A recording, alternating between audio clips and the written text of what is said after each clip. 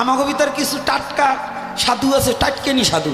ওরা নিজের যেটা সুবিধা ওইটা বলে, আর যেটা নিজের ক্ষতি ওইটা আর বলবে না। দেখবেন ওই যে শ্রাদ্ধের দিকে, এই যে আজকে একটা নতুন তত্ত্ব পাইছি। নতুন তত্ত্ব কি জানেন? আমার ওই যে আমার দুটো পাগল আইছে, আমার এই পাগল দুটো বলতেছে, বাবা আমাদের শ্রাদ্ধ ঠিকই মাছ দেয় করে, কিন্তু কর্তার যেদিনকে মা মারা গেছে সেদিন মাছ দেয় নাই। তাই বুঝছেন কোন জায়গায় ঠেকাইছে? অর্থাৎ আপনার মা বাবা মরার পরে পিশাচ হয়েছে, ভূত হয়েছে, আর ওনার মা বাবা দেবী হয়ে গেছে, দেবতা হয়ে গেছে। কথাটা বুঝছেন?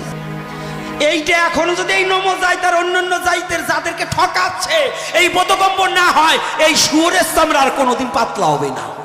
অর্থাৎ যারা এখনো ঠকায়, তার মা মারা গেলে নিরামিষ শ্রাদ্ধ করা হয়, আর আমার মা মারা গেলে বলে মাছ লাগবে এই জায়গায়। তাহলে এরা কত বড় জোচ্চোর, কত বড় ঠকবাজ, কত বড় বেঈমান জাতির সাথে বেঈমানি করছে। এদের সঙ্গ করাও পাপ।